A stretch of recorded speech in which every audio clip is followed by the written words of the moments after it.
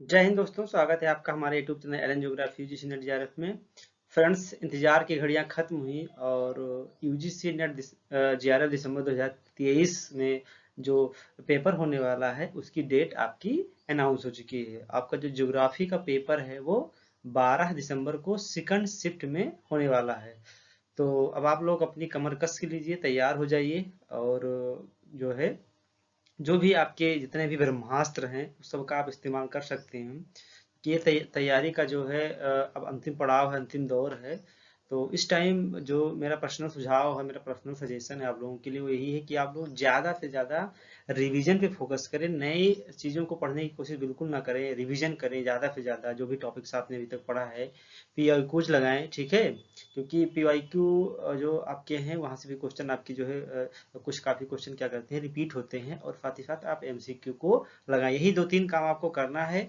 कुछ नए टॉपिक्स आपको बिल्कुल नहीं पढ़ना, क्योंकि समय बहुत कम है। जो भी आपने पढ़ा है उसको अगर आप अरेंज कर लेते हैं, जो है आप जो आपके बिखरे हुए ज्ञान है उसको जो है एक एक ज्ञान को जो है यानी जो मोती के समान है जो है आपके ज्ञान, उसको आप पिरोते जाएंगे तो आपकी लास्ट तक यानी 12 दिसंबर तक आपकी एक सुंदर सी माला जो है वो आपकी तैयार हो जाएगी। तो अब से आप लोग यही तीन काम करिए, एमसीक्यू लगाइए, पीआईक्यू लगाइए और साथ ही साथ रिवीजन।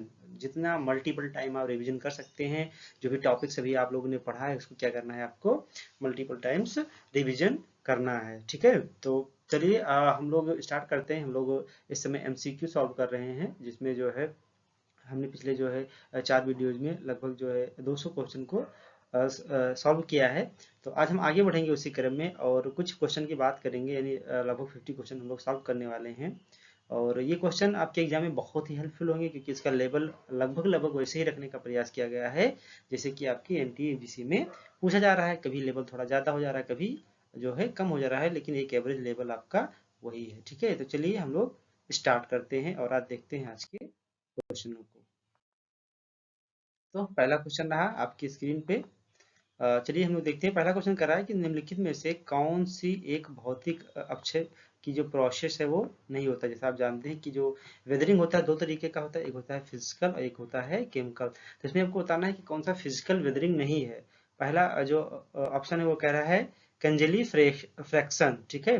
तो कंजेली फ्रैक्शन को हिंदी बोलते हैं तुषारी अपक्षय। या आपको बताना है कि एक्सफोलिएशन, सी है आपका चिलेशन और डी है आपका अनलोडिंग, या इसको हिंदी में बोलेंगे आभारित करण, ठीक है। तो आपको बताना है इन चारों में कि कौन सा आपका फिजिकल वेदरिंग जो है वो उसका जो है पार्ट नहीं है। आपके सामने चार ऑप्शन है, कंजेली फ्रैक्शन है, एक्सफोलिएशन है, चिलेशन है और अनलोडिंग है। तो इसका राइट आंसर क्या है? इसका राइट आंसर है आपका चिलेशन। चिलेशन क्या है? चिलेशन एक केमिकल वेदरिंग है। बाकी बात किया जाए कि जो है आपका कंजेली फ्रैक्शन की बात किया जाए तो ये भी आपका फिजिकल वेदरिंग होता है। एक्सफोलिएशन का मतलब होता है कि कोई चट्टान है, हवा चली, हवा से क्या होता है कि इसकी जो ऊपरी परत है धीरे धीरे क्या होने लगती है, हटने लगती है और अंत में पूरी की पूरी सेल इरोड हो जाती है। तो उसको बोलते हैं एक्सफोलिएशन, या हिंदी में बोलते हैं अवदलन, अपदलन, अपसल्कन, जो भी आप हिंदी में बोल लीजिए। और अनलोडिंग का मतलब क्या हुआ कि जैसे कोई चट्टान बहुत बड़ी है ऊपर, अब ये हट गई तो इसके नीचे से जो छोटी चट्टानें हैं वो क्या होती है, जब बाहर हट गया तो ये ऊपर की ओर आती है, क्योंकि प्रेशर रिलीज होता है। तो जो भी यहाँ दबी हुई चट्टानें होती हैं ऊपर आती हैं। तो ऊपर जब आती हैं तो इसकी जो भी जो इसका स्ट्रक्चर होता है, ठीक है, यानी जो इसके जो सेलों के बंधन कह सकते हैं, जो इसको बांधे रखते हैं आपस में, वो कमजोर हो जाते हैं। तो उस प्रोसेस को बोलते हैं अनलोडिंग। तो ये भी एक प्रकार का क्या है, फिजिकल वेदरिंग है। तो राइट आंसर क्या हो जाएगा? C is the right answer. क्या है? चिलेशन, ठीक है। Question number 2। क्वेश्चन नंबर 2 में आपको दो सूची दी गई है और आपको क्या करना है, मैच द फॉलोइंग करना है। एक तरफ प्लेट दिया गया है, दूसरा बताना है कि किस महाद्वीप से संबंध रखती हैं। अब जैसे इधर है फिलीपींस प्लेट, अनातोलिया प्लेट, जुआन डी फूका प्लेट, स्कोशिया प्लेट। और इधर है एशिया, उत्तरी अमेरिका, दक्षिण अमेरिका और यूरोप। तो इसको आपको क्या करना है, चार ऑप्शन दिए गए हैं, आपको मैच कराना है। तो फिलीपींस जो प्लेट है वो उसका संबंध किससे है?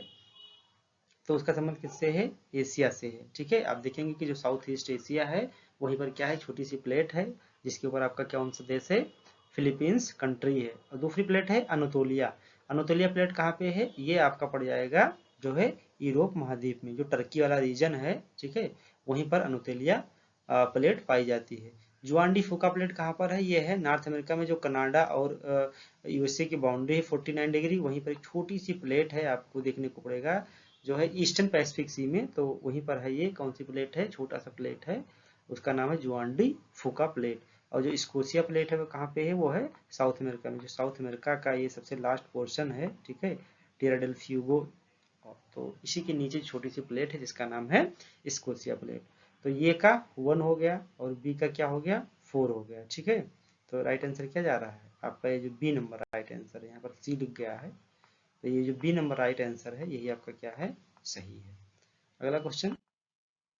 अगला क्वेश्चन कह रहा है कि निम्नलिखित में से कौन सी भू आकृतियां कास्ट भूदृश्य में नहीं पाई जाती हैं? आपको बताना है कि कौन सी ऐसा लैंडफॉर्म है जो कास्ट से निर्मित नहीं होता है। ऑप्शन है आपका पोल्जे, स्टैक, स्टेलेक्टाइट, स्टेलेग्माइट और इवाला। तो आपको बताना है कि कौन सी ऐसी भू आकृति है जिसका फॉर्मेशन कास्ट से नहीं होता है। तो राइट आंसर क्या होगा? राइट आंसर होगा आपका स्टैक, क्योंकि स्टैक किससे बनता है? ये जो है जो आपका जब आपका जो है ज्वालामुखी उद्गार होता है, तो जब कुछ ज्वालामुखी के जो लावा है, ठीक है, जो मैग्मा निकलता है बाहर, तो ये मैग्मा जब आंतरिक भाग में जम जाता है तो ये कुछ जो है ऊर्ध्वाधर आकृति का निर्माण करता है, उसका नाम है स्टैक। और एक स्टैक बनता है आपका मरीन से भी बनता है।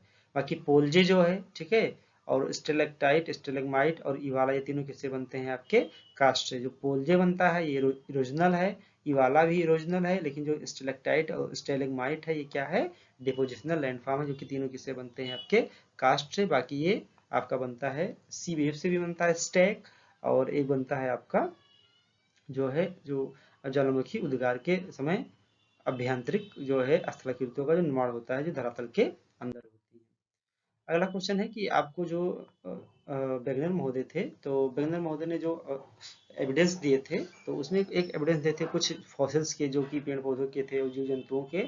तो फॉसिल्स किस किस स्थान पे पाए जाते हैं? जैसे ऑप्शन है इसमें, ये ऑप्शन है साइनोग्नोथास, लिस्ट्रोसारस, मेसोसारस, ग्लेप्सेप्टोरिस, ठीक है। ऑप्शन है दक्षिण अमेरिका, अफ्रीका, अफ्रीका, भारत और अंटार्कटिका, दक्षिण अमेरिका और अफ्रीका, भारत, दक्षिण अमेरिका, ठीक है, ये सॉरी दक्षिण अफ्रीका, दक्षिण अमेरिका, भारत, अंटार्कटिका और ऑस्ट्रेलिया। तो आपको बताना है कि ये जो सारे के सारे जो फॉसिल्स हैं वो किस किस जो है आपके कंट्री में पाए गए हैं, जो कि कहाँ किसके भाग हैं?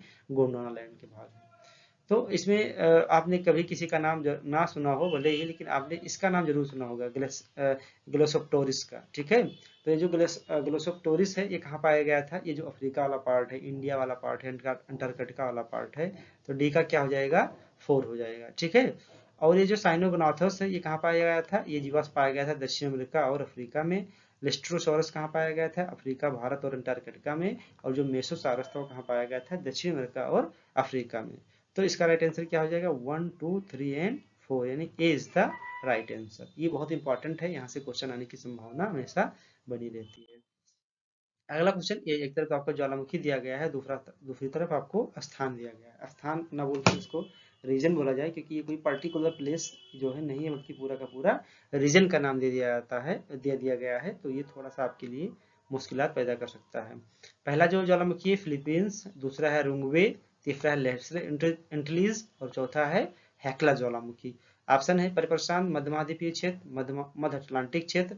मध्य अटलांटिक क्षेत्र 2 है, एक है कन्वर्जेंस बाउंड्री जहां पर पाई जाती है, और एक है जहां पर आपका डाइवर्जेंस बाउंड्री पाई जाती है।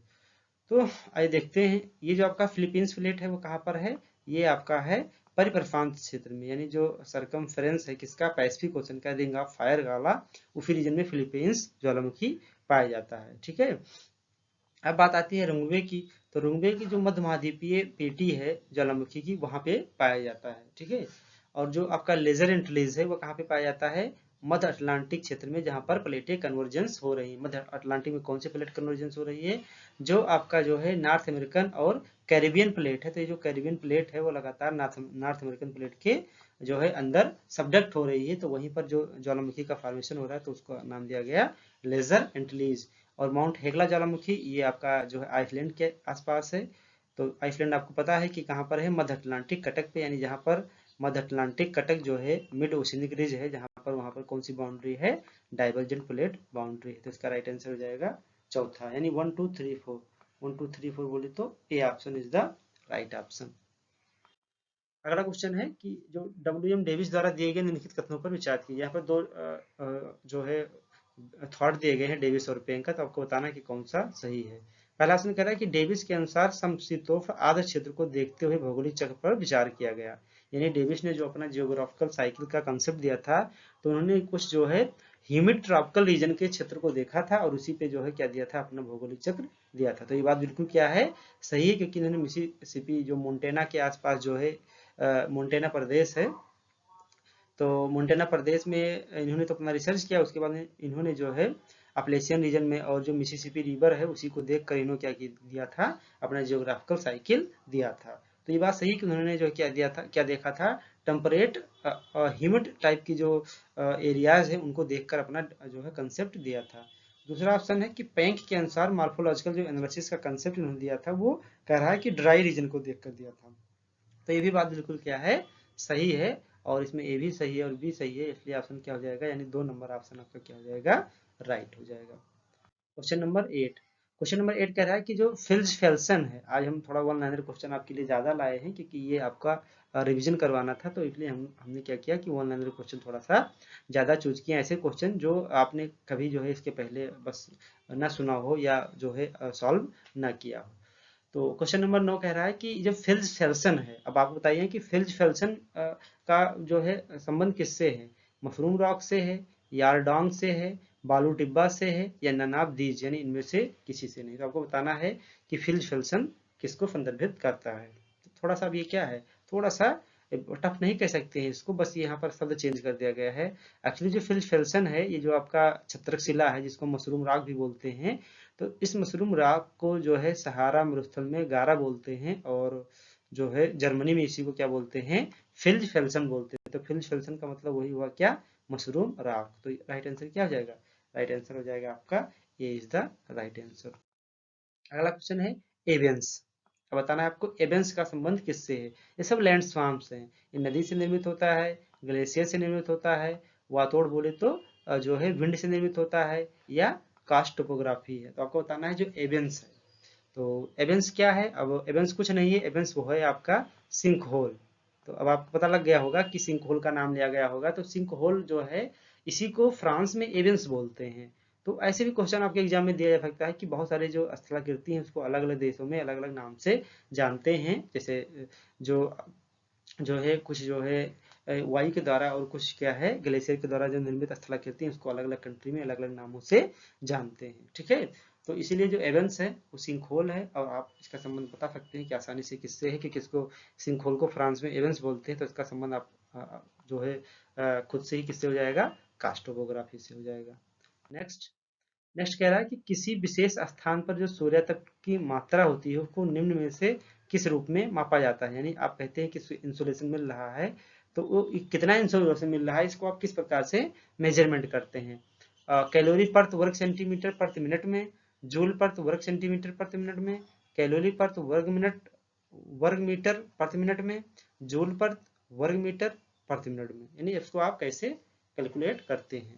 तो जो इंसुलेशन जो आता है हमें जो है इनकमिंग सोलर रेडिएशन जो सार्ड वेव के फॉर्म में, तो उसको हम 1 वर्ग सेंटीमीटर एरिया में, ठीक है, यानी 1 मिनट में कितनी कैलोरी आई उसी को बोला जाता है इंसोलेशन।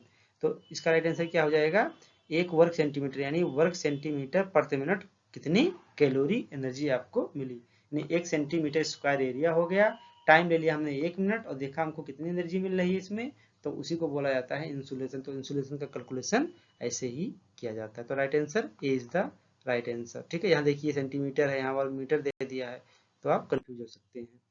अगला है कि सही विकल्प का चयन कीजिए जो सिनॉप्टिक मापने यानी सिनॉप्टिक स्केल सर्कुलेशन से निकटता से संबंधित है, ठीक है। तो ऑप्शन है प्राइमरी सर्कुलेशन, सेकेंडरी सर्कुलेशन, या टर्सरी सर्कुलेशन। सर्कुलेशन 3 प्रकार का होता है। तो जो प्राइमरी सर्कुलेशन होता है उसके अंतर्गत जो ग्लोबल विंड्स आती हैं, जो आपकी 3 विंड्स है, ट्रेड विंड्स हैं, ठीक है, वेस्टर्न है और ईस्टर्न विंड, और जो ईस्टर्न यानी पूर्व हवाएं हैं, तो ये क्या है, ये प्राइमरी सर्कुलेशन के एग्जाम्पल हैं। सेकेंडरी सर्कुलेशन के एग्जाम्पल हैं जैसे आपका जेट स्ट्रीम हो गया, साइक्लोन हो गया, थंडर स्टॉर्म हो गया, यानी थंडर स्टॉर्म नहीं कहेंगे, साइक्लोन हो गया आपका जो है जो हरिकेन है, टार्नेडो है, और तो ये सब किसके संबंध रखते हैं? ये सब सेकेंडरी सर्कुलेशन है, जिसका मेजरमेंट किस पे होता है? सिनाप्टिक स्केल पे होता है। तो इसका राइट आंसर हो जाएगा क्या? सेकेंडरी परसंचरण। और जो टर्सरी सर्कुलेशन होता है वो क्या होता है? जो लोकल विंड्स होती हैं, जैसे लू हो गया, फान हो गया, तो ये सब जो आते हैं वो, और लैंड ब्रिज हो गया, बैली ब्रिज हो गया, तो ये सब टर्सरी सर्कुलेशन में आते हैं। ये भी आपके एग्जाम में कई बार क्वेश्चन यहाँ से पूछा गया है। तो सिनाप्टिक स्केल का राइट आंसर क्या हो जाए? B is the right answer. अगला क्वेश्चन है कि जुलाई के महीने में उत्तरी प्रशांत और उत्तरी अटलांटिक महासागर में क्रमशः दो दाब पेटियां बनती है, जिन्हें निम्न के रूप में जाना जाता है। ये जुलाई महीने में उत्तरी प्रशांत जो पैसिफिक सी है और जो आपका अटलांटिक महासागर है, उसमें दो major major lower areas create होते हैं, लो प्रेशर क्रिएट होता है, तो उसको किस नाम से जानते हैं? ऑप्शन है आइसलैंडिक निम्न और एलुसियन निम्न वायुदाब, प्रशांत उच्च और अजोर्स उच्च वायुदाब, ठीक है, आइसलैंडिक उच्च और अलूसियन उच्च, प्रशांत निम्न और अजोर्स निम्न। क्या कह रहा है कि क्वेश्चन फिर से पढ़ते हैं कि जुलाई के महीने में उत्तरी प्रशांत और उत्तरी अटलांटिक महासागर में क्रमशः दो दाब पेटियां बनती है, यानी अभी आपको पता नहीं है कि यह उच्च है कि निम्न है, ठीक है। तो अगर ये देखा जाए कि जो जुलाई के महीने में अटलांटिक महासागर जो है आपका और प्रशांत महासागर में जो नॉर्थ है, ठीक है, नॉर्थ प्रशांत है और नॉर्थ अटलांटिक है, यहाँ पे जो दो दाब पेटियां बनती हैं, तो जो आपका जुलाई में बनती हैं, ठीक है, तो इसको नाम जानते हैं प्रशांत उच्च और अजोर्स उच्च के नाम से जानते हैं। तो राइट आंसर इसका क्या हो जाएगा? B is the right answer. Question number 14 कह रहा है कि हवा और दाब पेटियों के स्थानांतरण में देरी जो सूर्य के प्रवास से संबंध है को क्या कहा जाता है? यानी आपको पता है कि जो सन है वो 0 डिग्री से 23.5 नॉर्थ और 23.5 साउथ, ये क्या करता है? मूव करता है, ठीक है, जिसके कारण जो आपका प्रेशर बेल्ट है और जो हवा और जो इसमें बहने वाली विंड है वो भी क्या करती है? मूव करती है। लेकिन कभी कभी क्या होता है कि सूर्य तो मूव कर जाता है, यानी माइग्रेशन का तो मूव कर गया, लेकिन जो पेटी खिसकनी थी वो नहीं खिसकती है, वो कुछ देर बाद खिसकती है, कुछ टाइम बाद खिसकती है। तो ऐसे में जो एक गैप आता है, उस गैप को क्या बोलते हैं? कह रहा है टाइम जो है लैग बोलते हैं, अंतराल बोलते हैं, समय विलंब बोलते हैं, समय विस्थापन बोलते हैं, या समय स्थगन बोलते हैं। तो इसको क्या बोलते हैं? इसको बोलते हैं टाइम लैग, यानी समय अंतराल, यानी जो टाइम से नहीं काम नहीं हुआ, यानी सूर्य तो मूव कर गया लेकिन पेटी नहीं मूव की, तो उसको बोलते हैं टाइम में लैग आना, यानी समय में अंतराल उत्पन्न हो गया है, ठीक है। क्वेश्चन नंबर 16 कह रहा है कि वातावरण द्वारा प्रवर्तित ऊर्जा क्या करती है? ठीक है, ऑप्शन है वातावरण को गर्म नहीं करती, आवक ऊर्जा की तुलना, आवक को बोले तो मतलब जो इनकमिंग सोलर रेडिएशन है, यानी इनकमिंग सोलर रेडिएशन की तुलना में इसका तरंग दैर्घ्य अलग होता है, जो परावर्तित होती है सामान्यतः दृश्य प्रकाश की तरह अल्प ऊर्जा होती है, जो वायुमंडल में प्रवेश नहीं करती और शोषण द्वारा वातावरण को गर्म करती है। तो आपको बताना है कि जो वातावरण के द्वारा रिफ्लेक्ट कर दी जाती है एनर्जी, वो क्या होती है? सिंपल सी बात है, जो रिफ्लेक्ट एनर्जी कर देती है वो वातावरण को गर्म नहीं करती है। तो इसका राइट आंसर क्या हो जाएगा? A is the right answer. Question number 17 क्या है? विशेष रूप से सर्दियों में अटलांटिक महासागर के पूर्वी तट और उत्तरी इटली में ठंडी शुष्क हवा को क्या कहा जाता है? यानी साफ साफ आपका जो कीवर्ड है आपको यहाँ पकड़ना है कि सर्दियों में जो इटली है, इटली में भी जो नॉर्थ इटली है, तो जो नॉर्थ इटली में हवा चलती है ठंडी रहती है वो हवा, और कोल्ड है और ड्राई है, तो उसको किस नाम से जानते हैं? चक्रवात के नाम से, बोरा के नाम से, बवंडर के नाम से, या तूफान के नाम से? तो इसका राइट आंसर क्या है? बोरा। बोरा एडियाटिक सागर के तट पर इटली में चलने वाली क्या है? ठंडी और शुष्क हवा का नाम है। जितने भी लोकल विंड से आपको याद रखना चाहिए, 2 क्वेश्चन कम से कम आपको एग्जाम में मिलना क्या है? 100% तय है। अभी आप जो है डिसाइड कर लीजिए कि आपको 2 क्वेश्चन सही करने हैं या नहीं करने हैं। अगला क्वेश्चन है कि निम्नलिखित में से कथनों में से कौन सा सत्य नहीं है? आपको बताना है कि इसमें से कौन सा सत्य नहीं है। अगर नाट वाला चश्मा देखे होंगे तो ठीक है, वरना अगर चश्मा हटा तो दुर्घटना घटी, ठीक है। चश्मा की जगह पे इसको हेलमेट बोला जाए तो ज्यादा बेहतर है। ऑप्शन ए है कि वाष्पीकरण तापमान के प्रत्यक्ष समानुपातिक होता है, यानी जब वाष्पीकरण तब बढ़ता है जब तापमान बढ़ता है। समुद्र की तुलना में भूमि पर ज्यादा वाष्पीकरण होता है, यानी जो ओशन है उसकी तुलना में लैंड पर ज्यादा इवेपोरेशन होता है। ठंडी सतह की तुलना में गर्म सतह पर वाष्पीकरण अधिक होता है। वाष्पीकरण से जल वातावरण में उपलब्ध ऊष्मा की मात्रा कम हो जाती है, ठीक है। तो आपको बताना है कि कौन सा ऑप्शन सही नहीं है। तो पहला ऑप्शन क्या कह रहा है कि वाष्पीकरण तापमान के प्रत्यक्ष समानुपाती होता है, बिल्कुल सही। जैसे जैसे आप तापमान बढ़ाएंगे वैसे वैसे इवेपोरेशन की मात्रा बढ़ती जाएगी।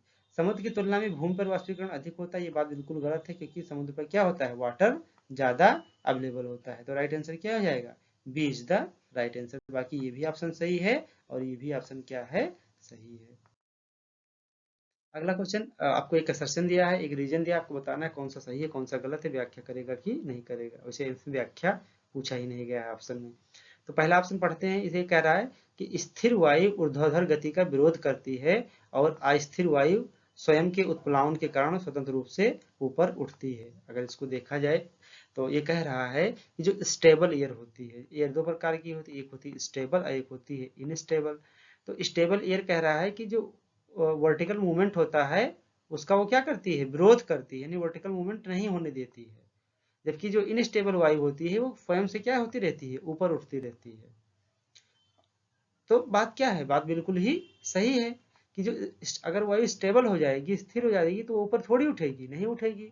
और जो अनस्टेबल वायु होती है, ठीक है, तो वो क्या करती है, लगातार ऊपर उठती रहती है।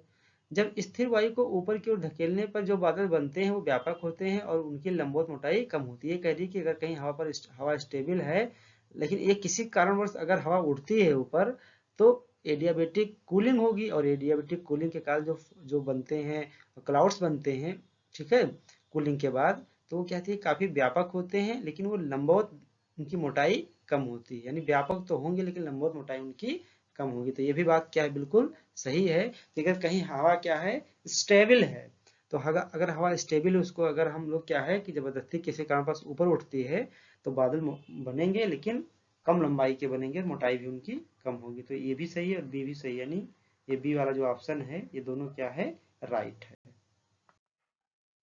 अगला क्वेश्चन देखिए, इससे कौन सा ऑप्शन सही नहीं है। ये नाट का चश्मा आप देख सकते हैं। पहला कह रहा है कि फान आल्प्स से निकलने वाली गर्म शुष्क हवाएं हैं। मिस्ट्रल फ्रांस के ऊपर आल्प्स से निकलने वाली ठंडी हवाएं हैं। सांता आना गर्म शुष्क अपलेशियन, ये अपलेचियन लिख गया, इसका मतलब है अपलेशियन जो पर्वत है की ओर ढलान वाली हवाएं हैं। बोरा एड्रियाटिक सागर के पूर्वी तट पर ठंडी हवाएं हैं। तो आपको बताना है कि कौन सा ऑप्शन सही नहीं है। तो पहला ऑप्शन क्या है, बिल्कुल राइट है कि जो फान है वो आल्प्स से निकलने वाली गर्म शुष्क हवाएं हैं। मिस्ट्रल फ्रांस में ठंडी हवा है। सांता आना जो है ये गर्म शुष्क हवा है, लेकिन ये जो है कहाँ पे है, ये जो अपलेशियन पर्वत है यहाँ पे नहीं चलती है, बल्कि जो कहाँ पे है, जो रॉकी माउंटेन है उसके जो पश्चिमी ढाल है वहां पर चलने वाली क्या है, गर्म शुष्क हवा है। तो राइट आंसर क्या हो जाएगा, C is the right answer, क्योंकि आपसे पूछा गया सही कौन सा नहीं है। और बोरा आपको पता है एड्रियाटिक सागर में चलने वाली हवा है।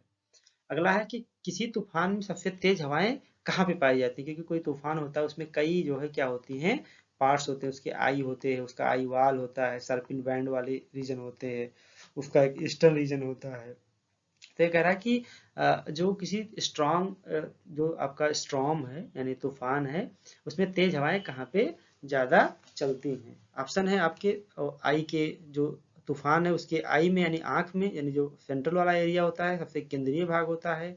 कह रहा है दूसरा कि उसके सर्पिल बैंड में, या उसके आई वाल में, या उसके ईस्टर्न वेव्स में, यानी जो उसकी लहरें बनती हैं। तो राइट आंसर क्या हो जाएगा, राइट आंसर हो जाएगा आपका सी, यानी जो उसका आई वाल होता है वहां पर तूफान का जो स्पीड होता है वो सबसे ज्यादा होता है। अगला क्वेश्चन है कि ध्रुवीय जेट स्ट्रीम के संदर्भ में निम्नलिखित में से कौन सा कथन सत्य नहीं है। जो आपका पोलर जेट स्ट्रीम है उसके बारे में नहीं का चश्मा आपको लगा है, पूछ रहा है कौन सा स्टेटमेंट सही नहीं है। तो ए ऑप्शन है कि ग्रीष्म काल में यह उत्तर की ओर गति करता है। यह धरातलीय तूफानों के संचलन के लिए ऊर्जा की आपूर्ति करता है। इसका स्थान मोटे तौर पर ध्रुवीय अग्रभाग के सन्निपतित होता है, फंडपतित उसके निकट होता है। इसका वेग ग्रीष्म काल में अधिक होता है। तो आपको बताना है कि कौन सा सही नहीं है। तो पहला ऑप्शन कह रहा है कि ग्रीष्म काल में उत्तर की ओर गति करता है, बात सही है। अगर ग्रीष्म काल आएगा तो जो जेट स्ट्रीम होगा वो नॉर्थ की तरफ शिफ्ट करेगा, अगर नॉर्थ बात किया जा रहा है नॉर्थ हेमिस्फीयर की। और अगर जो है जब सरल यानी शीत ऋतु आएगा तो साउथ की तरफ मूवमेंट करेगा, क्योंकि सन के हिसाब से वो शिफ्ट करता रहता है। और यह धरातलीय तूफानों के संचलन के लिए ऊर्जा प्रदान करता है, बात सही है। अगर किसी जेट स्ट्रीम के नीचे साइक्लोन आ जाता है तो वो और भयानक हो जाता है, डेंजरस हो जाता है। और इसका स्थान मोटे तौर पर ध्रुवीय अग्रभाग के पास होता है, तो ये भी बात सही, क्योंकि ध्रुवीय जेट स्ट्रीम की बात की जा रही है जब वो ऐसे सर्पिला जो मियांडरिंग करता है तो इसका मैक्सिमम पार्ट किसकी तरफ होता है, ध्रुव की तरफ होता है। ये पॉइंट आपका क्या है, बिल्कुल रॉन्ग है, क्योंकि ये कह रहा है कि जो आपका समर टाइम पीरियड होता है उसमें इसका स्पीड अधिक होता है, तो ये बात गलत है। इसका स्पीड कहाँ पर अधिक होता है, विंटर टाइम पीरियड में। तो राइट आंसर क्या हो गया, D is the right answer. अगला क्वेश्चन, अगला क्वेश्चन आपको फिर आपको बताना है कि कौन सा सही है कौन सा गलत है, व्याख्या कर रहा है या नहीं कर रहा है। तो पहला ऑप्शन है कि भूमध्य रेखा के समीप में तूफान विकसित नहीं हो सकता, कारण भूमध्य रेखा पर कोरियालिस बल अधिकतम होता है। ठीक है, तो पहले हम आप कथन ए को पढ़ते हैं। तो कथन ये क्या कह रहा है कि भूमध्य रेखा के पास में तूफान विकसित नहीं होता है, ये बात क्या है, बिल्कुल राइट है। और दूसरा ऑप्शन कह रहा है कि भूमध्य रेखा पर कोरियालिस बल अधिक होता है, ये बात बिल्कुल क्या है, गलत है, रॉन्ग है। क्योंकि जो कोरियालिस फोर्स होता है, कोरियालिस बल होता है, वो आपका भूमध्य रेखा के पास इक्वेटर पे ज्यादा नहीं होता, बल्कि कहाँ पे ज्यादा होता है, पोल पे ज्यादा होता है। तो ये आपका ऑप्शन ऐसे ही खत्म हो जाएगा, कट जाएगा। तो ए सही है और आर क्या है, गलत है। तो राइट आंसर क्या हो जाएगा, C is the right answer. Okay, next, next question कह रहा है कि निम्नलिखित में अटलांटिक महासागर के तल से मध्य अटलांटिक चोटी के संबंध में कौन सा कथन सही है। ये पूछ रहा है कि जो आपका मिड ओशिनिक रिज है उसकी, यानी जो मिड ओशिनिक रिज है उसकी मैक्सिमम हाइट कितनी किलोमीटर है, लगभग 3 किलोमीटर ऊपर, लगभग 4 किलोमीटर, लगभग 5 किलोमीटर, लगभग 6 किलोमीटर। इसका राइट आंसर क्या है, ये है आपका 3 किलोमीटर, यानी ए इज द राइट आंसर। अगला क्वेश्चन कह रहा है कि आपका बताना, दो ऑप्शन दिए गए हैं, कौन सा सही है कौन सा गलत है। तो पहला ऑप्शन कह रहा है कि समुद्र में पानी का तापमान गहराई के साथ घटता जाता है। कारण कह रहा है कि तापमान में कमी 370 मीटर से 730 मीटर तक अधिक चिन्हित होती है। तो जो आपका ए ऑप्शन है कि समुद्र में पानी का तापमान गहराई के साथ घटता है, यानी जैसे जैसे आप जो है किसी भी वाटर बॉडी में जो है उसके सरफेस एरिया से धरा जो है क्या कहे कि डाउन जाएंगे, यानी नीचे जाएंगे उसके जो है बॉटम पे, यानी टॉप से बॉटम पे, तो जो टेम्परेचर है वो क्या होगा, बिल्कुल ही क्या होगा, कम होता जाएगा। आपको पता ही है कि नीचे जाने पर जो सन की जो लाइट है, सन का जो पेनिट्रेशन है इधर जो सनलाइट का, तो सनलाइट ज़्यादा इसको पेनिट्रेट नहीं कर पाती हैं, यानी बहुत अधिक गहराई तक उसको भेद नहीं पाती हैं। इसलिए क्या होता है कि धरातल से जैसे जैसे हम टॉप से जो है बॉटम की तरफ बढ़ते हैं तो तापमान घटता है, ये बात बिल्कुल सही है। दूसरा है कि तापमान में कमी 370 मीटर से 730 मीटर तक अधिक होता है, यानी लगभग देखा जाए तो 500 से 1000 मीटर तक तापमान तेजी के साथ घटता है। तो भी बात क्या है, सही है, लेकिन इसकी व्याख्या ये नहीं कह रहा है। क्यों, क्योंकि तापमान गहराई में जाने से घटता है तो उसका कारण ये नहीं, इसका कारण क्या है कि सनलाइट बहुत ज्यादा नीचे तक नहीं जा पाती, इसलिए ए भी सही है, बी भी सही है, लेकिन आर ए की व्याख्या नहीं कर रहा है, यानी B is the right answer. Question number 27 कह रहा है कि समुद्र के पानी में एक घटना घटित होता है जब पृथ्वी के घूर्णन के कारण पानी सर्पिल होने लगता है, तो उसको क्या बोलते हैं। यानी जो समुद्र जल होता है उसमें अर्थ रोटेशन के कारण कुछ ऐसी घटना घटित होता है कि जो पानी होता है कुछ सर्पिल ऐसे भंवर बना के घूमने लगता है। तो इसका कारण क्या है, कोरियालिस बल है, कि पानी का जो उमड़ना जो इधर उधर फैलता है, कि पानी में जो वेव्स आती है उसके कारण ऐसा होता है, कि एकमैन सर्पिल के कारण होता है। तो इसका राइट आंसर क्या है, इसका राइट आंसर है डी, यानी एकमैन सर्पिल। ठीक है, तो एकमैन एक जियोग्राफर थे, जो ओशनोलॉजिस्ट थे, तो समुद्र विज्ञानी थे। तो इन्होंने एक खोज किया था कि जो पानी जो है देखा जाए कि जहाँ पे भंवर बनाता है तो पे पानी मूव करता है, तो उसका जो कोई पानी मूव कर रहा है तो जो सबसे नीचे वाला पोर्शन होता है तो उस पर कम बल लगता है, क्योंकि पानी जो मूव करता है, जो जिसका कारण है हवाओं के कारण जो मूव करता है कोरियालिस फोर्स के कारण, तो ऊपर सबसे ज्यादा मूव करेगा 90 डिग्री पर, फिर उससे कम मूव करेगा, फिर सबसे नीचे सबसे कम मूव करेगा। ठीक है, तो उसकी खोज किसने की थी, एकमैन ने की थी, इसलिए इसका नाम क्या रखा गया, एकमैन सर्पिल। तो ये घटना किसके कारण होती है, एकमैन सर्पिल के कारण होती है। अगला है कि समान तापमान पर समुद्र के पानी और हवा के घनत्व में भिन्नता के संबंध में सही कथन क्या है। यानी पानी और हवा ले लिया जाए तो दोनों के जो है घनत्व में, यानी बात किया जाए तो जो डेंसिटी होती है उसमें कितना कम या ज्यादा होता है। तो पहला ऑप्शन कह रहा है कि समुद्र का पानी हवा से 800 गुना अधिक ज्यादा घना होता है, संघनित नहीं लिखा जाएगा, ये घनित होता है, डेंस होता है। या समुद्र का पानी हवा के पानी से 600 गुना अधिक डेंस होता है, समुद्र का पानी हवा के पानी से 400 गुना डेंस होता है, समुद्र का पानी हवा के पानी से 200 गुना ज्यादा डेंस होता है। तो आपको बताना किसका जल ज्यादा, यानी हवा ज्यादा डेंस होती है, पानी ज्यादा डेंस होती है, और कितने गुना ज्यादा डेंस होती है। तो राइट आंसर क्या हो जाएगा? A is the right answer, क्योंकि जो समुद्र का पानी होता है उसमें सॉल्ट की मात्रा ज्यादा होती है, इसलिए उसकी डेंसिटी बढ़ जाती है। और ये हवा की डेंसिटी से कितना ज्यादा अधिक होता है? 800 गुना ज्यादा अधिक डेंस होता है। ये संघनित नहीं बल्कि ये क्या होगा? घनित होगा। एक और यहाँ पर क्या है आपका? असर्शन एंड रीजन है। तो असर्शन कह रहा है कि निचले अक्षांशों में गहरे ठंडे क्षेत्र में समुद्र का पानी जम नहीं पाता है। यानी जो लोअर लेटीट्यूड के एरिया हैं, जब आप ज़्यादा गहराई में जाएंगे तो टेम्परेचर भले ही डाउन होता है, लेकिन पानी नीचे जाने पर आपको ऐसा नहीं है कि वो क्या हो जाएगा? फ्रीजिंग स्टेज में रहेगा। तो ये बात क्या है? बिल्कुल राइट है। दूसरा कह रहा है कि गहरे समुद्र का पानी अपनी उच्चतम लवणता के कारण तीव्र दबाव में नहीं रहता है। यानी जैसे जैसे आप गहराई कह रहा है, जब गहराई में जाएंगे तो लवणता बढ़ती है कुछ देर के लिए।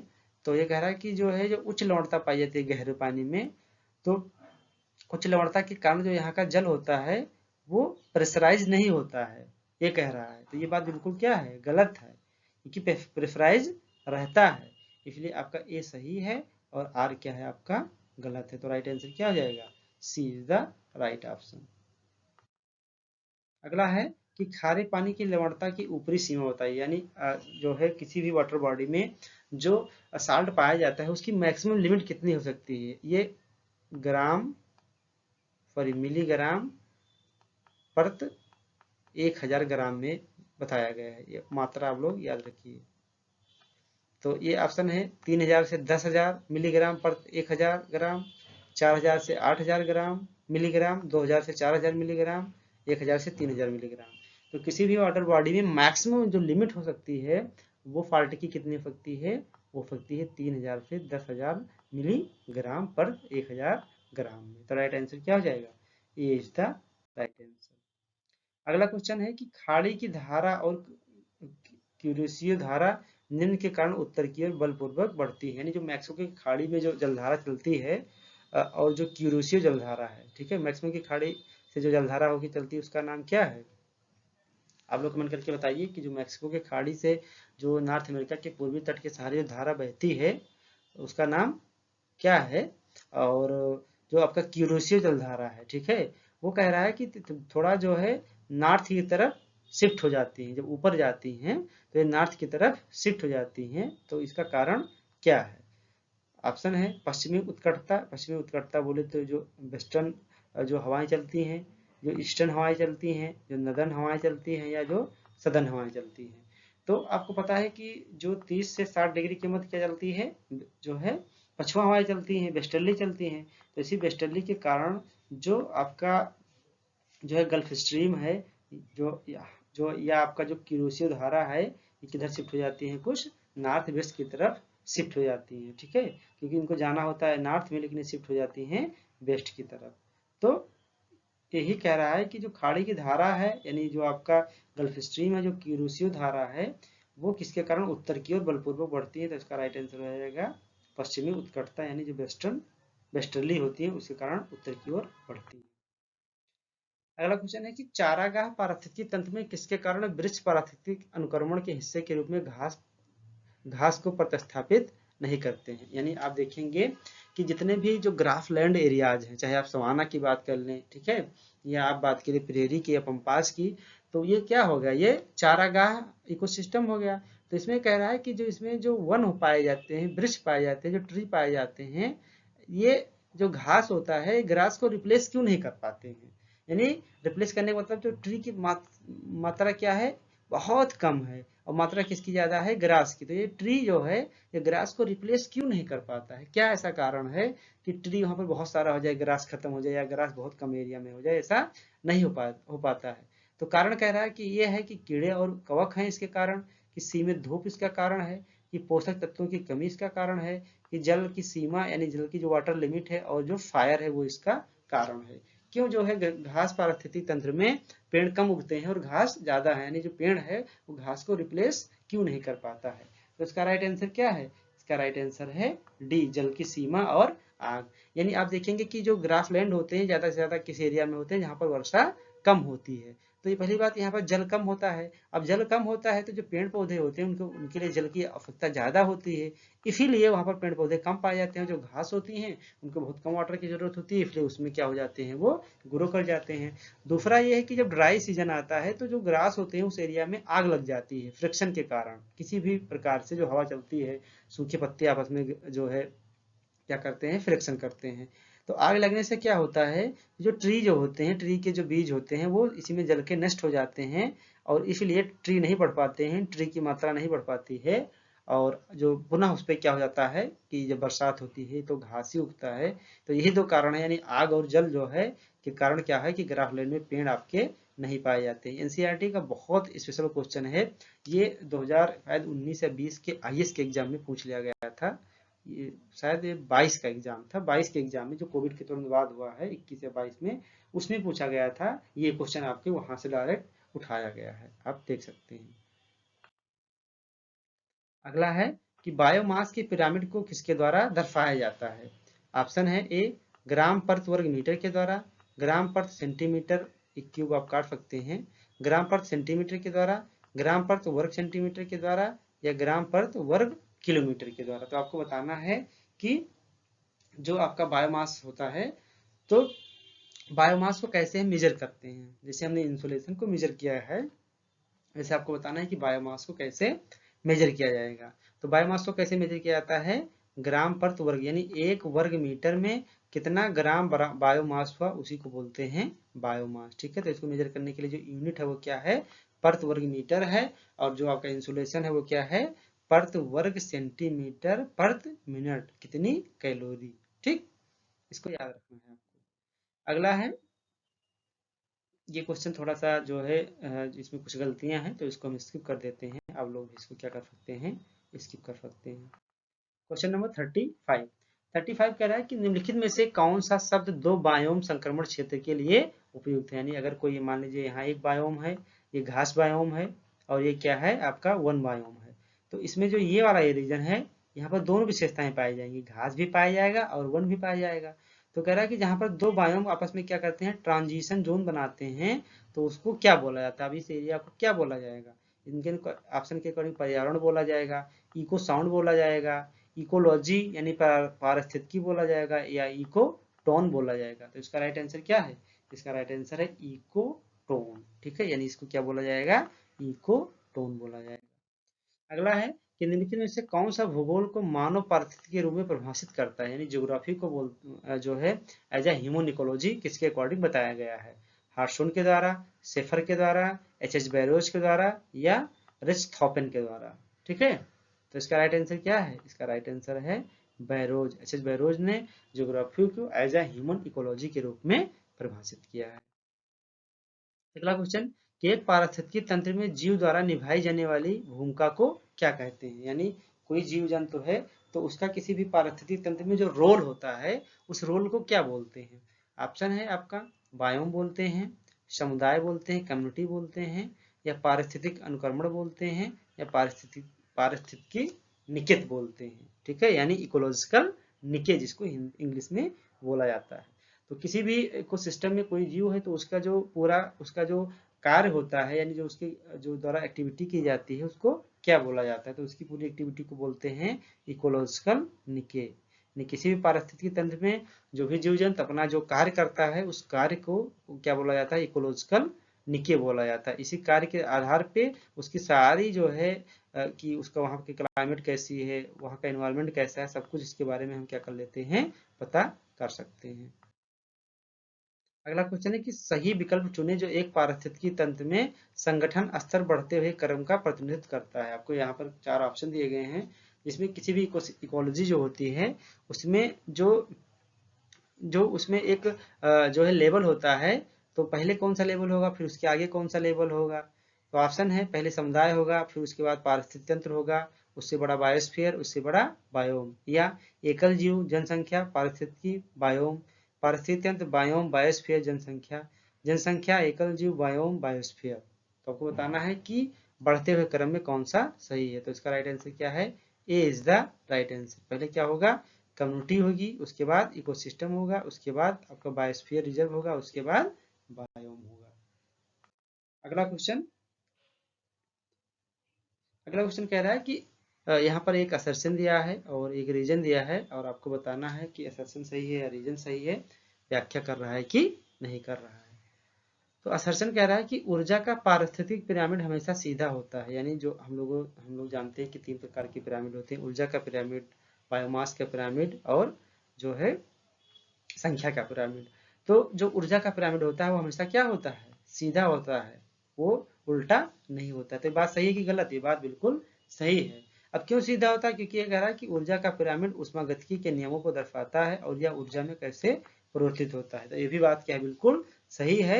और ऊर्जा का पिरामिड हमेशा सीधा क्यों होता है? क्योंकि एनर्जी जो है यूनिडायरेक्शनल में चलती है, यानी क्या होता है कि एनर्जी में जो है ये नहीं है कि जब लास्ट में जो एनर्जी खत्म होती है तो पुनः पहले वाले के पास चली जाती है। यानी जो आपका सर्वाहारी है या आपका जो उच्च मांसाहारी है, तो वहां पर एनर्जी जब खत्म होती है तो ऐसा नहीं है कि वो जो है पुनः प्रोड्यूसर के पास, यानी जो पेड़ पौधे होते हैं उनके पास चली जाती है। तो ऊष्मागतिकी का नियम क्या कहता है कि ऊर्जा को ना तो उत्पन्न किया जा सकता है, ना तो नष्ट किया जा सकता है, बल्कि एक दूसरे में उसको ट्रांसफर किया जा सकता है। तो ये भी सही है, ये भी सही है, और उसका क्या कर रहा है, व्याख्या भी कर रहा है। अगला क्वेश्चन जो है असर्शन रीजन का है कि जो प्राथमिक अनुक्रमण होते हैं वो द्वितीय अनुक्रमण की तुलना में तेजी से होता है। कारण कह रहा है कि द्वितीय अनुक्रमण पहले से ही विकसित क्षेत्र पर होता है जो आपदा के कारण पुनः उत्पन्न हो गया है। तो अनुक्रमण क्या होता है? अनुक्रमण जो वेजिटेशन में चेंजेज आते हैं जो है किसी भी स्थान पे, कि पहले एक वेजिटेशन आती है, उसके बाद और वेजिटेशन आती है, आपस में संघर्ष होगा और लास्ट में जो वहाँ के एनवायरनमेंट को अडाप्ट कर लेता है वही उसी के आधार पे वहाँ पर वेजिटेशन बढ़ना स्टार्ट हो जाता है। तो ये दो तरीके का होता है, एक होता है प्राइमरी, एक होता है सेकेंडरी। प्राइमरी का मतलब हो गया कोई बारन लैंड है, यानी वहाँ पर अभी तक कोई वेजिटेशन नहीं उगी है, वहाँ पर कोई वेजिटेशन आएगी, मृदा बनेगा, जलवायु मिलेगी, उसके बाद वहाँ पर वेजिटेशन होगा। तो ये प्राइमरी जो है सक्सेशन है, यानी अनुक्रमण है। सेकेंडरी क्या होता है कि ऑलरेडी कहीं पर जो है पेड़ पौधे उगे हुए थे लेकिन वो किसी कारण नष्ट हो गए और पुनः दोबारा वहाँ पर पेड़ पौधे उग रहे हैं। तो जाहिर सी बात है कि जो प्राइमरी अनुक्रमण होगा वो द्वितीय अनुक्रमण की तुलना में तेजी से होता है। ये बात क्या है, बिल्कुल गलत है। क्योंकि प्राइमरी अनुक्रमण यानी जो प्राइमरी सक्सेशन होता है वो ज्यादा तेज नहीं होता है, बल्कि कौन सा होगा, द्वितीय होगा। क्योंकि प्राइमरी के लिए एक बारन लैंड होता है, लेकिन जबकि जो द्वितीय होता है वो ऑलरेडी जहां पर प्राइमरी होता है उसके ऊपर होता है। तो ये ऑप्शन क्या है, बिल्कुल गलत है। दूसरा है कि द्वितीय अनुक्रमण पहले से ही विकसित क्षेत्र पर होता है। ये बात बिल्कुल क्या है, सही है। जो किसी आपदा यानी कहीं पर विकसित क्षेत्र है, यहाँ पर वनस्पतियां हैं, मान लेते हैं प्राइमरी अनुक्रमण है, लेकिन क्या हो गया कि जो है यहाँ पर कुछ क्या हो गया कि आपदा आ गई, बाढ़ आ गया, ज्वालामुखी जो उत्पन्न हो गया और ये नष्ट हो गया, और पुनः इस पे जो दोबारा आती हैं जो वनस्पतियां उगती हैं उसको क्या बोला गया यहाँ पर, सेकेंडरी सक्सेशन बोला जाता है। तो ए इसमें क्या है, गलत है, और आपका आर क्या है, सही है। तो सी आपका क्या हो जाएगा, राइट आंसर हो जाएगा। अगला क्वेश्चन है कि जो रेडियंट सिटी है उसका कंसेप्ट किसने दिया था? ऑप्शन है ली कार्बूजे, अर्नेस्ट में, सोरिया वाई माटा, क्लेरेंस पेरी। तो जो आपका रेडियंट सिटी है उसका कंसेप्ट किसने दिया था? तो इसका राइट आंसर क्या हो जाएगा, राइट आंसर हो जाएगा ली कार्बूजे। ली कार्बूजे ने रेडियंट सिटी का कंसेप्ट दिया था। क्वेश्चन नंबर 42 कह रहा है कि संयुक्त राष्ट्र के अनुमानों के अनुसार निम्नलिखित में से कौन सा क्षेत्र 2030 तक वैश्विक शहरी आबादी में अधिकतम योगदान देगा? ऑप्शन है दक्षिण एशिया, पूर्वी एशिया, दक्षिणी पूर्वी एशिया, लैटिन अमेरिका। तो इसका राइट आंसर क्या है, राइट आंसर है आपका दक्षिणी एशिया। यानी 2030 तक वर्ल्ड में जो सबसे अधिक बढ़ोतरी होगी अर्बनाइजेशन में, वो कहाँ पर होगी, आपके दक्षिण एशिया में होगी।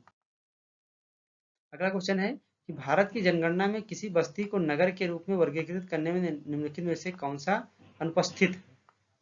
यानी हमारे यहाँ जो इंडिया में सेंसस होता है, तो सेंसस ने डिफाइन किया है कि हमारे यहाँ नगर किसे कहते हैं। तो उन्होंने दो क्राइटेरिया दिया है। तो पहला क्राइटेरिया तो बोला गया था कि कहीं पर अगर जो है म्यूनिसिपालिटी पाई जाती है, कैंटोनमेंट जोन है, तो उसको हम ऑलरेडी नगर घोषित कर देंगे। और जो दूसरा क्राइटेरिया है वो क्या है कि वहाँ पर न्यूनतम पॉपुलेशन 5000 होनी चाहिए, साथ ही साथ जो पॉपुलेशन डेंसिटी होनी चाहिए वो 400 व्यक्ति प्रति वर्ग किलोमीटर होनी चाहिए। और तीसरा इसी में जोड़ा गया है कि वहाँ पे जितने भी जो मेल पॉपुलेशन है उसका 75% पॉपुलेशन जो होना चाहिए वो नॉन एग्रीकल्चर यानी गैर कृषि कार्यों में जुटी होनी चाहिए, संलिप्त होनी चाहिए। तो ये तीनों क्राइटेरिया जहाँ पे पाए जाएंगे उसको भी हम क्या घोषित कर देंगे, नगर घोषित कर देंगे। तो ये पूछ रहा है कि जो क्राइटेरिया बताया गया था उसमें कौन सा क्राइटेरिया नहीं लिया गया है। तो अब आप आसानी से बता सकते हैं कि जनसंख्या का आकार लिया गया था, बताया गया था कि 5000 जनसंख्या होनी चाहिए। जनसंख्या घनत्व भी लिया गया था, 4 पर जनसंख्या घनत्व बोला गया था। और पुरुष भागीदारी का प्रभुत्व गैर कृषि कार्यों में कितने परसेंट, 75%। लेकिन लिटरेसी रेट की वहां पर किसी प्रकार की बात नहीं की गई थी। तो इसलिए इसका जो अगर नाट वाला चश्मा रहा होगा अनुपस्थित वाला, तो राइट आंसर क्या हो जाएगा, D is the right answer. अगला क्वेश्चन है कि श्रमिकों को संभावित वर्ग पर भारतीय जनगणना के आंकड़ों के अनुसार सीमांत श्रमिक यानी जो मार्जिनल लेबर होता है वो उसको जो है ऐसे किसको हम जो है मार्जिनल लेबर की संज्ञा देंगे। व्यक्ति जो एक वर्ष में 250 दिन काम करता है, व्यक्ति जो एक वर्ष में 180 दिन काम करता है, वह व्यक्ति जो पूरे वर्ष मुश्किल से काम करता है, व्यक्ति जो एक वर्ष में 60 दिनों से कम समय के लिए काम करता है। तो आपको बताना है कि किसको हम मार्जिनल क्या बोलेंगे, जो है सॉरी लेबर बोलेंगे यानी सीमांत श्रमिक बोलेंगे। तो जो वर्ष में 180 दिन तक काम करता है उसको क्या बोला जाता है, मार्जिनल लेबर, यानी B is the right answer. अगला आपका एक तरफ जो है दो सूची दी गई है और आपको क्या करना है, मैच कराना है। इधर है पर्यवेक्षण का सिद्धांत। तो पर्यवेक्षण का सिद्धांत किसने दिया है, पर्यवेक्षण का सिद्धांत दिया गया था ईजी रेवेनस्टीन के द्वारा, माइग्रेशन से संबंधित थियरी। अनुकूलतम जनसंख्या सिद्धांत किसने दिया था, तो अनुकूलतम जनसंख्या सिद्धांत यानी ऑप्टिमम पॉपुलेशन थियरी किसने दिया था, एडवर्ड कैनन ने। जनसांख्यिकीय संक्रमण सिद्धांत यानी जो है ये पॉपुलेशन जो ट्रांजिशन थियरी है वो किसने दिया था, तो वो थॉमसन एंड नोटेस्टीन ने। और हस्तक्षेप के अवसर सिद्धांत यानी इंटरवेनिंग अपॉर्चुनिटी मॉडल किसने दिया था, तो एक विद्वान थे स्टॉफर। तो मैच कराएंगे तो 1 का 3, 2 का 1, ठीक है। तो चलिए उसको जो है 1 का 3, 2 का मैच आप लोग मैच करा लीजिएगा देख के कौन सा सही है। अगला है कि शहर के आकार के वितरण को किसके द्वारा सर्वोत्तम तरीके से दर्शाया गया है। यानी अगर आपको बताना है कि शहर कितना बड़ा है, शहर बड़ा होने का मतलब वहाँ की पॉपुलेशन कितनी है, ठीक है। तो आप ऐसे बताना कि किस शहर की पॉपुलेशन कितनी है किसी भी कंट्री में, तो आप क्या लगाएंगे, ठीक है, कौन सा रूल लगाएंगे, शहरी पदानुक्रम का रूल लगाएंगे, केंद्रीय स्थान यानी सेंट्रल प्लेस का रूल लगाएंगे, रैंक साइज रूल लगाएंगे, या लास का हेक्सागोनल मॉडल यूज करेंगे। आप किसका पता करने के लिए कि शहरों का आकार का वितरण कैसा है। तो इसका राइट आंसर क्या हो जाएगा, राइट आंसर हो जाएगा सी, रैंक साइज रूल, जो क्या कहता है कि जो किसी भी कंट्री का जो सबसे बड़ा शहर होगा और जो सबसे दूसरा सबसे बड़ा शहर होगा, तो जो पहला सबसे बड़ा शहर होगा तो वहाँ की पॉपुलेशन कितनी होगी, दूसरा जो सबसे बड़ा शहर होगा उसका दुगुना होगा, ठीक है। तो इनका फार्मूला आप लोगों को याद होगा, तो इसी से पता चलेगा कि शहर का आकार कितना है। अगला क्वेश्चन कह रहा है कि एडवर्ड उलमैन के मॉडल में वर्णित जो स्पेशल इंटरेक्शन के 3 आधार हैं वो क्या हैं। उन्होंने जो है किसी भी स्थान पे जो है इस इंटरेक्शन होगा उनके बीच में, कोलिब्रेशन होगा, उसके लिए क्या जरूरी है। ऑप्शन है पूरकता यानी कॉम्प्लीमेंट्री, ट्रांसफरेबिलिटी यानी हस्तांतरणीयता, और इंटरवेनिंग अपॉर्चुनिटी यानी हस्तक्षेप करने का अवसर, ये होगा। या पूरकता वस्तु विशिष्ट संबंध और अधिशेष घाटा, पूरकता सुविधा और आवासीय प्रवेश, मानव व्यवहार सुविधा और हस्तांतरणीयता। इसका राइट आंसर क्या है, राइट आंसर है आपका ए, यानी कॉम्प्लीमेंट्री होना चाहिए वहां पे, और क्या होना चाहिए उनके बीच में, दो स्थानों के बीच में ट्रांसफरेबिलिटी होना चाहिए और इंटरवेनिंग अपॉर्चुनिटी होना चाहिए। तो राइट आंसर क्या हो जाएगा, A is the right answer. अगला क्वेश्चन है कि कैरेट एंड स्टिक तकनीकी का उपयोग जो है किस क्षेत्र में विकास की नीति के रूप में किया गया है। तो एक पॉलिसी है जो है कैरेट एंड स्टिक की, ठीक है। तो कैरेट जैसे कैरेट मतलब गाजर, और स्टिक का मतलब छड़ी, आपको नहीं समझना है कि इसको ट्रांसलेट करें आप। कैरेट और स्टिक वहाँ की पॉलिसी का नाम है। एक कंट्री है आपका जो ग्रेट ब्रिटेन, ठीक है, जिसको हम ब्रिटेन भी बोलते हैं। तो ब्रिटेन में ऐसे एरिया जहाँ पर क्या है सुविधाएं कम है, जैसे वहाँ इलेक्ट्रिक फैसिलिटी कम है, जो है जो वहाँ पर ट्रांसपोर्टेशन की फैसिलिटी कम है, इंफ्रास्ट्रक्चर ज़्यादा स्ट्रांग नहीं है, वहाँ पर जो लैंड है वो बहुत ज़्यादा जो है क्या है वो जो समतल नहीं है, यानी जो है जो वहाँ का जो धरातलीय सतह है, भूमि की सतह है, वो बहुत ही जो है अच्छी नहीं है। और एक एरिया है जहाँ पर जो है सब कुछ अच्छा है, यानी लैंड भी अच्छा है, काफ़ी जो है लेवलिंग वाला प्लेस है, वहाँ की क्लाइमेट अच्छी है, वहाँ का इंफ्रास्ट्रक्चर अच्छा है, लाइटिंग की सुविधा, ट्रांसपोर्ट की सुविधा, ये सारी सुविधाएं हैं। तो कोई भी इंडस्ट्रियलिस्ट यानी उद्योगपति क्या चाहेगा, अपनी इंडस्ट्री कहाँ लगाएगा, आप बताइए। मान लीजिए ये ए है, ये बी है, तो जाहिर सी बात है कि कोई उद्योगपति अपना इंडस्ट्री बी स्थान पे, क्योंकि यहाँ पर सारी सुविधाएं उपलब्ध है। तो ग्रेट ब्रिटेन में क्या होता है कि जहाँ पर सारी सुविधाएं उपलब्ध है वहीं वहाँ इंडस्ट्री लगती है, लेकिन जहाँ सारी सुविधाएं उपलब्ध नहीं वहाँ इंडस्ट्री नहीं लगती है। तो इन्होंने क्या किया कि जहाँ पर सारी सुविधाएं उपलब्ध है यहाँ पर टैक्स रेट को क्या कर दिया गया, बढ़ा दिया गया, ठीक है। और जहाँ पर सुविधाएं उपलब्ध नहीं है यहाँ पर टैक्स रेट कम कर दिया गया, और कुछ बहुत सारा क्या देने लगी, क्या यहाँ की गवर्नमेंट देने लगी, इंसेंटिव का प्रावधान कर दिया। तो जो उद्योगपति थे, तो यहाँ पर जब टैक्स ज्यादा लगने लगा तो जो दोनों का जो प्रॉफिट है वो क्या हो गया, लगभग लगभग इक्वल हो गया। तो जो इंडस्ट्रियलिस्ट थे वो अपना इंडस्ट्री जो एरिया जहाँ पर अच्छी सुविधाएं नहीं थी वहां भी लगाना स्टार्ट कर दी, क्योंकि ऑलरेडी यहाँ पर सरकार इनको प्रोत्साहन देती है और टैक्स में भी कमी देती है। इसलिए वहां पे जहाँ जो रीजन जहाँ पर सुविधाएं नहीं थी वहां पर भी इंडस्ट्री लगकर यहाँ की सुविधाएं क्या हो गई, ठीक हो गई। तो जहाँ पर सुविधाएं नहीं थी वहां पर वो क्या देता है, सुविधाएं देता है, तो उसको बोलते हैं कैरेट पॉलिसी। और जहाँ पर सुविधाएं बहुत सारी हैं वहां पर इसको टैक्स लगा देता है, दंड देता है, तो उसको बोलते हैं स्टिक पॉलिसी। तो कैरेट एंड स्टिक पॉलिसी कहाँ पे अपनाया गया था, तो इसका राइट आंसर हो जाएगा आपका ग्रेट ब्रिटेन में, ठीक है। अगला क्वेश्चन 50, ये लास्ट क्वेश्चन है। कुछ इंडस्ट्रियल रीजन दिए गए हैं और कुछ सेंटर दिए गए हैं, तो आपको बताना है कि कहाँ से संबंधित है। तो क्लीवलैंड कहाँ पे है आपका, कहाँ पे है ये, उत्तरी अमेरिका में है, जो नॉर्थ ईस्ट वाला पोर्शन है। जो कजान रीजन है ये कहाँ पे है, ये जो है मध्य यूरोप यानी रसिया वाले रीजन में है। बुसान कहाँ पे है, ये आपका जो है उत्तरी कोरिया दक्षिण कोरिया के पास में है, यानी उत्तरी कोरिया का जो रीजन है वहां पे है, यानी ये पूर्वी एशिया में है। और फ्रैंकफर्ट तो आपको पता है कहाँ पर है, जर्मनी में यानी पश्चिमी यूरोप में है। तो 1 का 4, बी का 2, तो राइट आंसर क्या हो जाएगा आपका, A is the right answer. Important है, इस तरह के क्वेश्चन आपके एग्जाम में पूछे गए हैं। तो ये टोटल हम 100 क्वेश्चन बनाए थे, जिसमें आपको 50 क्वेश्चन आज सॉल्व कराया गया है, और नेक्स्ट 50 क्वेश्चन आपको क्या है, नेक्स्ट वीडियो में दिया जाएगा।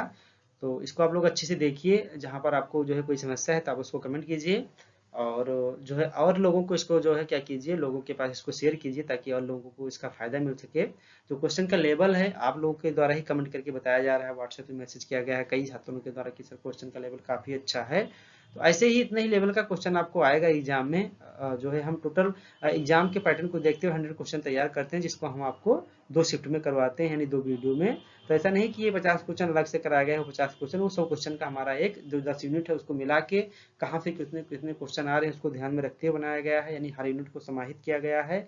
और बहुत ही जो है सारगर्भित इसको बनाया गया है, बहुत ही जो है हमारी जो टीम है वो बनाई है इसको मिलकर। तो आप लोग इसको जो है एंजॉय कीजिए, और जो है हमारी जो है यही शुभकामनाएं है आप लोगों के साथ कि आप लोग जल्दी से क्या कीजिए, अपना सिलेबस कंप्लीट कीजिए और जेआरएफ क्वालिफाई कीजिए, और हम आपका क्या कर सके, इंटरव्यू ले सकें, ठीक है। तो मिलते हैं हम लोग अपने एक नेक्स्ट वीडियो के साथ। All the best.